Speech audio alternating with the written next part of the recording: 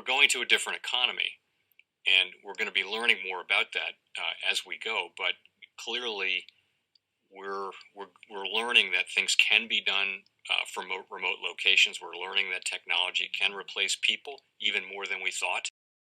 We're not going back to the same economy. We're recovering, but to a different economy, and it'll be one that is more leveraged to technology. And I worry that that is going to make it even more difficult than it was for many workers.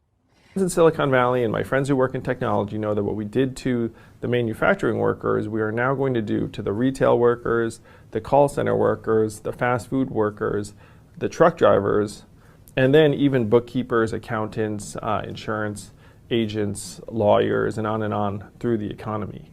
So what happened to the manufacturing workers is a very clear sign of what's going to happen to these other. Welcome to the Crypto Teacher. And guys, I come back with that second video just to make you think. And guys, we know that Ripple XRP is ran by the central banks.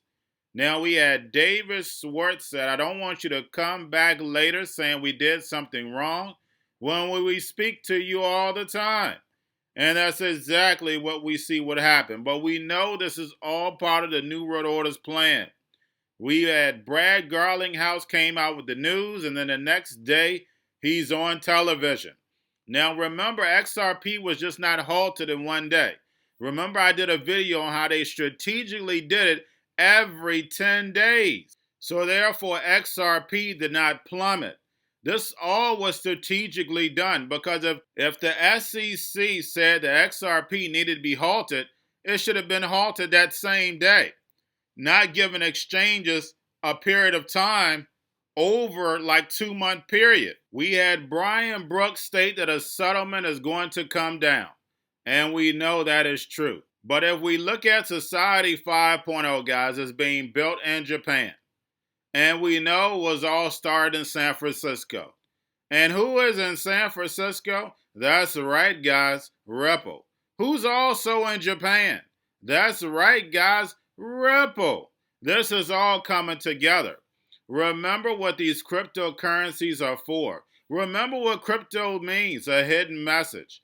And we know that the New World Order has a hidden plan for Ripple and XRP. Because it's definitely going to be moving the currencies.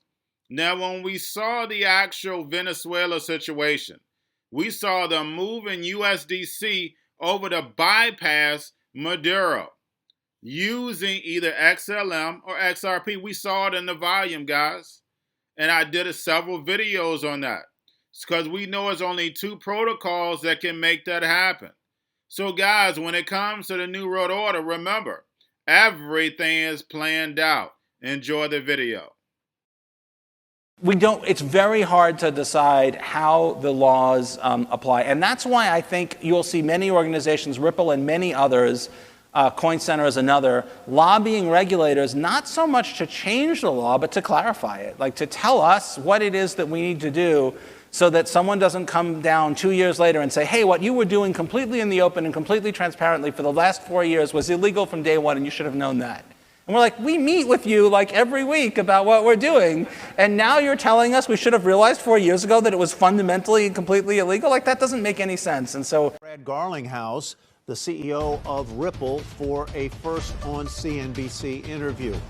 Brad, welcome. Good to have you with us. And this is an interesting story. I'm going to pick up where Kate just left off, which was the idea that investors may have thought that in buying XRP, they were buying a security that gave them shares or some ownership in Ripple. Why is that wrong on its face?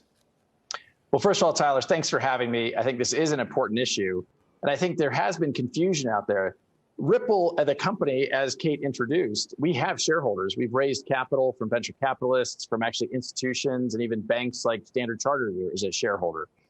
XRP is a separate thing altogether. It is a currency that trades in the marketplace. In the last 8 years, over $1 trillion of the currency has traded.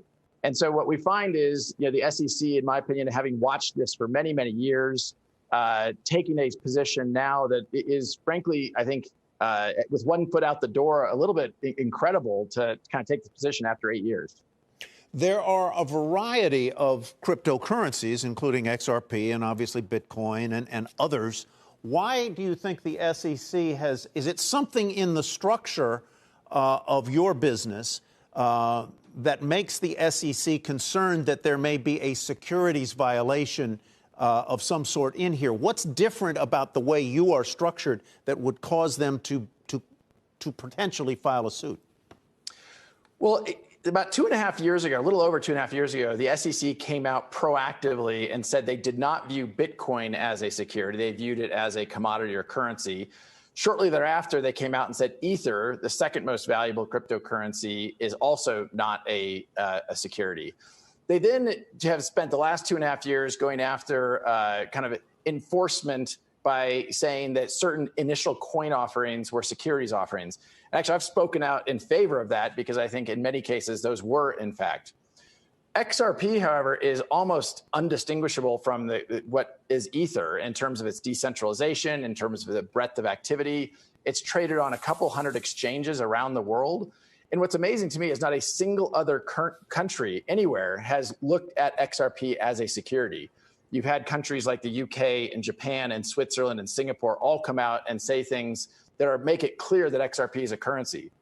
Actually, one of the nuggets I think is interesting is even here in the U.S., the Department of Justice has viewed XRP as a currency, and the Department of Treasury has viewed XRP as a currency. Sorry, Kate. That's right, Brad. Kate here. Good to see you. Thanks for coming on. I want to ask you, you mentioned some of those exchanges. I want to ask you about the broader implications for others in the industry. Coinbase is a big name we talk about a lot. They see about 12% of their trading volume in XRP. That company is about to IPO. What would this mean to some of the global exchanges that hold XRP or facilitate trading of XRP on those exchanges? So about 95% of XRP trading happens outside the United States on exchanges around the world. And so that's outside of the United States SEC jurisdiction. For exchanges like Coinbase that are based here in the United States, one of the reasons why I view this as something that's broader than just, hey, what does this mean for Ripple and XRP? It's what does this mean for the crypto industry here in the United States? The SEC is really picking winners. They're saying there's a duopoly of Bitcoin and Ether are the two digital assets, the cryptocurrencies that will be not regulated by the SEC here in the United States. And it really, I think, sends an ominous sign for innovation around cryptocurrency in the United States. Picking winners in general has not been something the U.S. government should be in the business of doing. What will happen? And you mentioned before that Go ahead, Kate. Oh, sorry, Tyler. No, please, Kate. That XRP could really go on without Ripple. You know, if you guys sold all of your holdings of XRP, that cryptocurrency could survive. Would you ever consider doing that, divesting all of your cryptocurrency holdings and really focus more on your enterprise payments business? Is that something that Ripple has considered or could do? It's certainly, I think, one of the ironies of all of this is that for XRP to be a security of a company, the company has to exist. And the point that I have made at various times is that if Ripple, the company, didn't exist, XRP would still thrive around the globe with, a couple hundred exchanges around the world. And there's over 100 different projects, innovative entrepreneurs here in the US and around the world building on top of XRP. And the reason why they're doing that is because XRP is far more efficient in terms of speed, in terms of cost, to settling transactions and using it really as a currency. The power. Obviously, there's some people coming into the Biden administration who agree with that. If it is true that Michael Barr is my successor at the OCC, I think he's likely to have more of a thesis similar to mine on this. He has a background having spent some time on the Ripple advisory board, for example. And on the other hand, Secretary Yellen has said some relatively skeptical things about the asset class. So I don't think it's a partisan issue.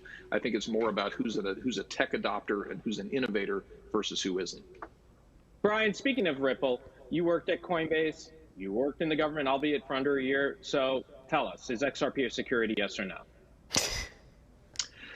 Well, these are complicated questions and matters of pending litigation, so who can say? But here's what I would tell you, though, which I think is the most important issue about XRP, and that is there is a difference, okay? There's a difference between the way in which an asset is distributed and the nature of the asset at a given moment in time. And I think the issue in Ripple that gets lost in all of the discussion is whatever happened in the original distribution of XRP tokens, 10 years ago, and whether that was or wasn't an unregistered securities offering, that's what the courts will decide.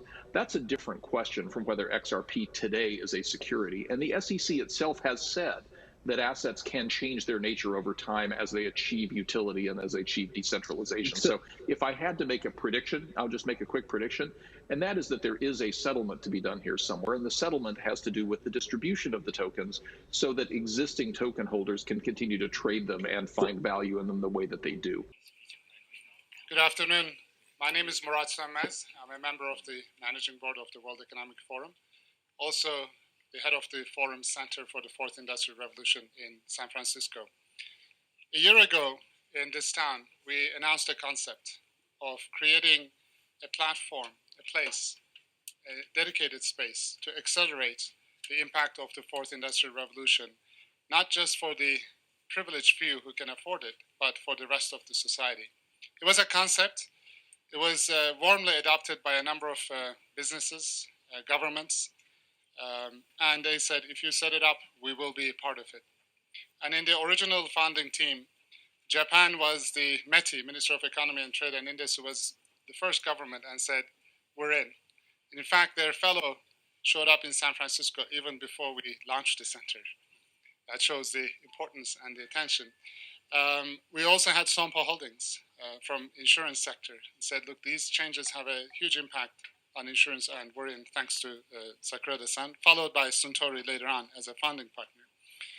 And our goal at the center is to accelerate the impact to citizens and society by bringing together governments, civil society, businesses, international organizations, experts, to accelerate, to create these governance protocols, accelerate them by implementing pilots. In just 10 months, that sounds better. Should I start again or good to go? Okay, you can replay. Yes.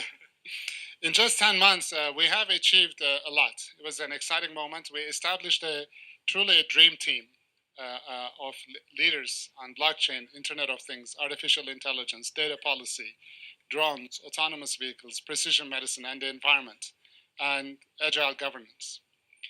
We have today 37 partners, including the founding partners, Sompo and Suntory, Microsoft, SAP, Palantir, Turkcell, Kaiser Permanente, and Reliance Holdings. I was really excited when we launched the center and got the attention and the adoption from around the world. Today, I am 10 times, 100 times more excited because with the active participation of the Japanese government and active collaboration with Asia Pacific Institute, we're announcing the opening of our very first sister center in Japan, in Tokyo. I will now invite Minister Tadao Yanase, Vice Minister of METI, for your remarks, Vice Minister. Thank you, Brad.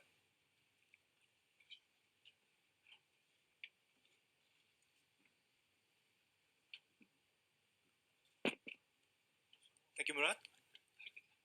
Thank you, Murat.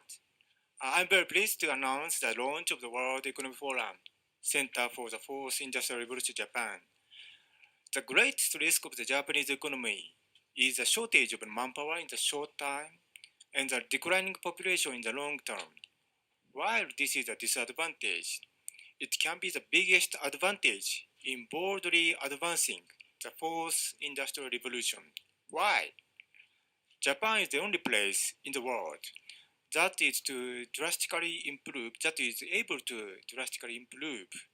the labor productivity by making use of IoT, AI, big data, without worrying about unemployment problem.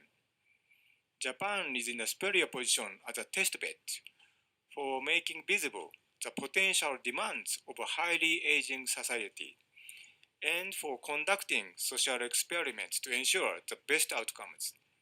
Everyone in Japan, regardless of age or residence, should be able to go where they want, build the life they want, and maintain connection with the society in spite of physical decline. The World Economic Forum Center for the Fourth Industrial Revolution Japan has three roles, as far as I understand. First is the promotion of the create innovative projects, specifically healthcare, precision medicine, mobility, including autonomous vehicle, mobility as a service, and drones for aging society. Second is to build a network of global industry, academia, government partnerships. Sister institutions located all over the world should become one massive platform. If you go to sister institutions, you will be able to connect with the world's most advanced community. Such a gateway will be built in Japan. Third is to overcome the governance gap, which is a gap between advanced technology and regulations, and is a gap among each country's regulations. The Japanese government will introduce a regulatory sandbox system that allows try first on a project-by-project basis. By doing so, we will build test beds for overcoming the world's most advanced challenges and promote rapid implementation of innovative technologies. The Japanese government is committed to realizing Society 5.0, which will lead to resolving the social problems